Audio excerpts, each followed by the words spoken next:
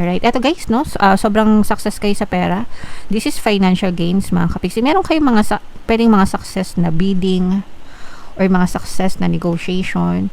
Meron kayong mga successful na mga proyekto, mga successful na negotiation na magdadala sa inyo ng more money. Eto guys, more project. Success sa mga client, mga wins. Eto guys, no? So, ibig sabihin, parang may mga nadi-deliver kayo na project or may mga nako-close kayo ng mga deals na talaga nagdadala ng mga saganang pera sa inyo. Masaganang pera ito, guys.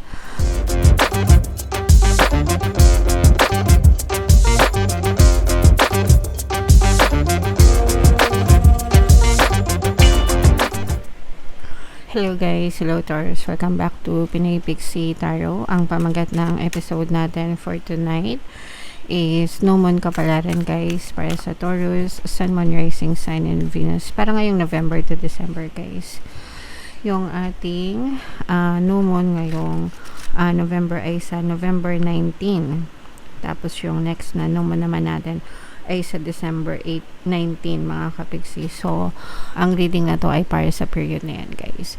Ito yung ating moon message, no, para sa inyo. Hold your vision guys, no. So, ibig sabihin, focus, no, focus sa inyong mga attention, focus your attention sa mga goals nyo, sa mga dreams nyo, sa mga vision nyo sa buhay, sa mga ambition nyo, and hold that vision, hold those thoughts, hold those beliefs in your head hanggang sa ma-push out siya sa inyong physical reality.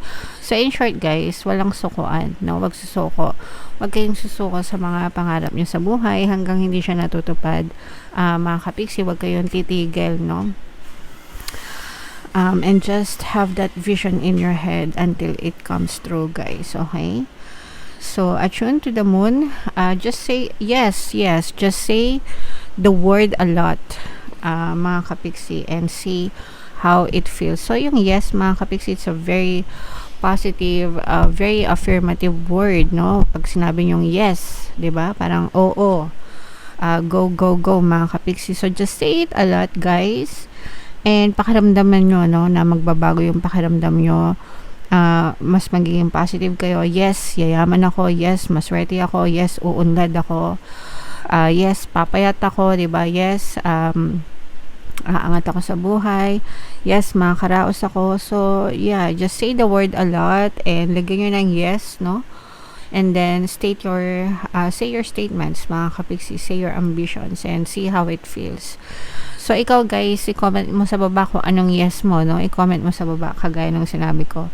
Ano ang yes mo sa buhay, mga kapiksi.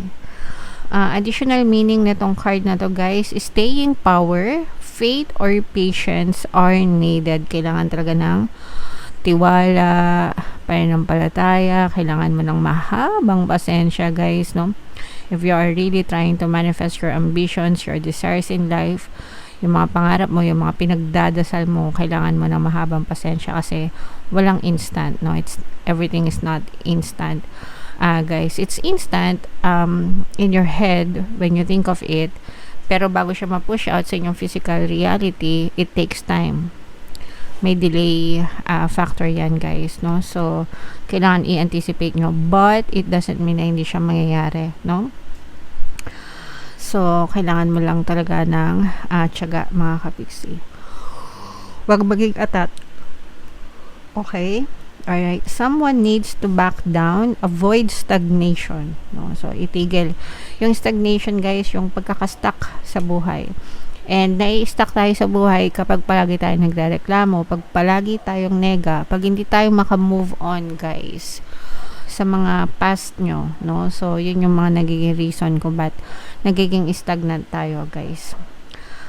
For some of you, a personal or professional relationship will be enduring. Ibig sabihin, pwedeng magtagal dahil sa inyong pagsisikap at pagtsatsaga. Dahil sa inyong pasensya din. Diba? Ganun naman talaga yung relasyon, guys. Nagtatagal yan kasi mahaba yung pasensya mo. Mahaba yung pasensya mo sa person mo.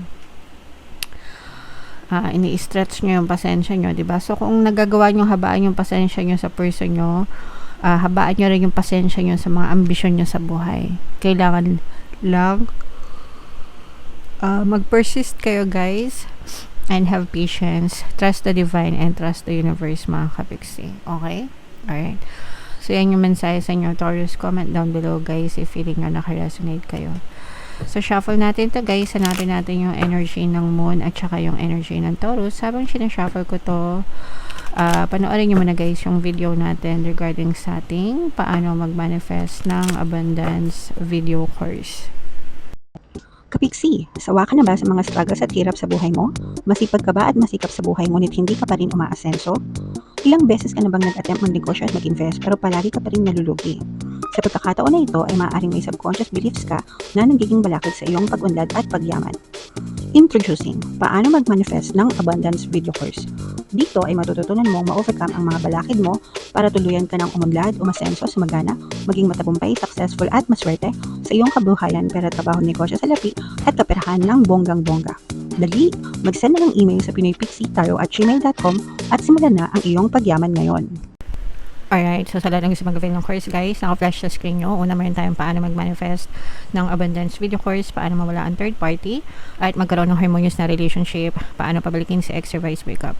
Sa mga interesado, guys, mag-send lang kayo na email sa pinoypixie@gmail.com. And sa mga naghahanap ng pampaswerte na lucky charms or lucky bracelet, aventurin tsaka citrino, recommended ko, guys, may makikita kayong mga link sa description box.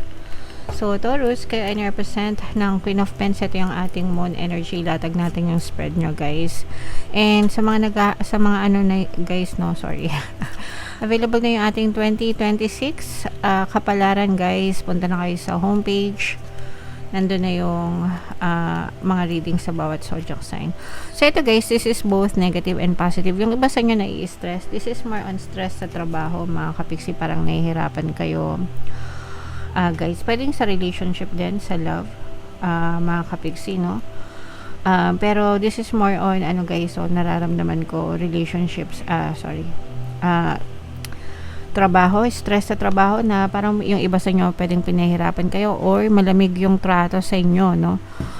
Cold treatment, pwedeng cold treatment ng mga boss, cold treatment ng mga colleagues, nahihirapan kayong makisama, guys, sa mga katrabaho nyo, especially yung parang meron nagpapahirap sa inyo yung mga tinatawag nating tagapagmana ng kumpanya. Merong ganun, guys, no, yung parang akala mo sila yung tagapagmana ng kumpanya pero para-parehas lang naman kayo swelduhan. Pero kung makaasta sila sa inyo, parang parang dominant, no. So pwedeng nagpa-power trip yung iba sa kanila, mga kapiksi. So kung wala naman silang ginagawang hindi maganda sa inyo, I mean yung mga hindi below the belt, guys, diba? So, hayaan nyo na lang, baka nagme-menopause na yung mga kasamahan nyo sa trabaho. Pero, if meron na silang ginagawa hindi maganda, mga below the belt, guys, pwede kayong mag-seek ng mga professional help or legal help, guys, sa mga HR, diba? So, ganun, mga kapiksi. Kumbaga, daanin nyo sa proper channeling, guys. Sa love naman, ito, guys, I'm sensing na for some of you, parang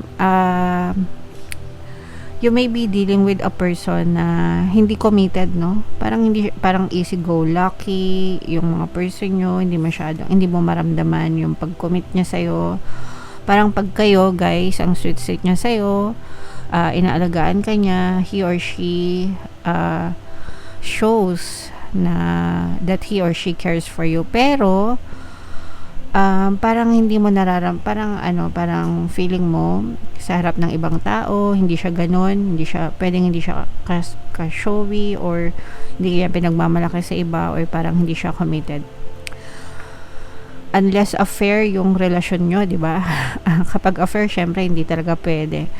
Pero siguro, pwede rin naman kasi, guys, na baka hindi talaga siya showy, hindi talaga siya affectionate kasi may mga ganun tao talaga na mahiyain. Mga kapiksi. So, siguro kausapin nyo na lang, guys. Ang importante siguro is malaman mo talaga kung mahal ka niya or hindi, mga kapiksi. Okay? Alright. Eto, guys, no? Sobrang success kayo sa pera. This is financial gains, mga kapiksi. Meron kayong pwedeng mga success na bidding or mga success na negotiation. Meron kayong mga successful na mga proyekto, mga successful na negotiation na magdadala sa inyo ng more money. Ito, guys, more project, success sa mga client, mga wins. Ito, guys, no? So, ibig sabihin, parang may mga nadi-deliver kayo na project or may mga nako-close kayo ng mga deals na talaga nagdadala ng mga saganang pera sa inyo. Masaganang pera ito, guys.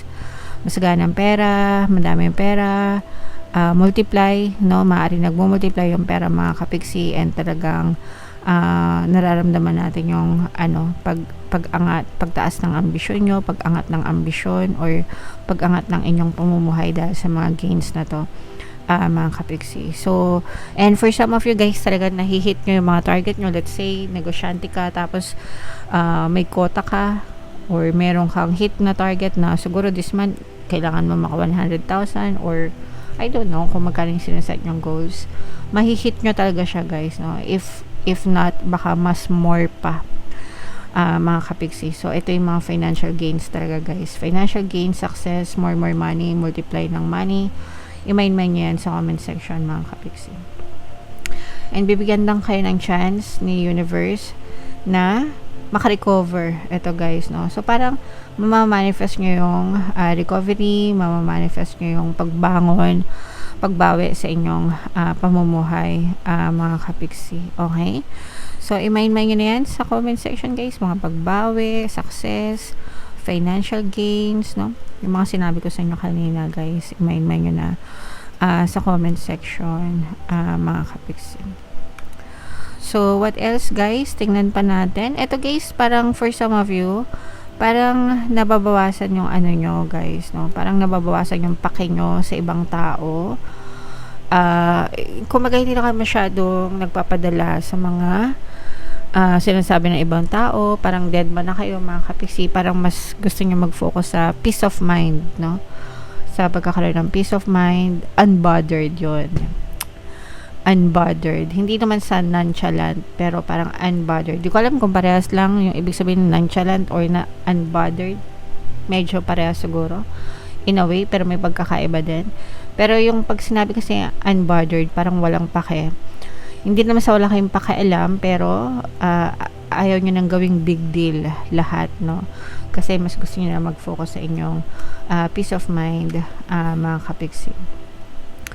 And for some of you naman, guys, although hindi naman lahat, kumbaga inaalagaan mo pa rin yung relationship mo sa ibang tao kasi you still value yung pagkakaroon ng matibay na connection with other people, especially sa mga negosyante, di ba, or sa mga sales agent, salesperson, mga freelancers, ganyan. So alam nila kung gaano ka-importante yung pakikisama sa kapwa-tao. So yun, dyan sa larangan na yan, kumbaga binabalanse nyo lang din, mga kapiksi.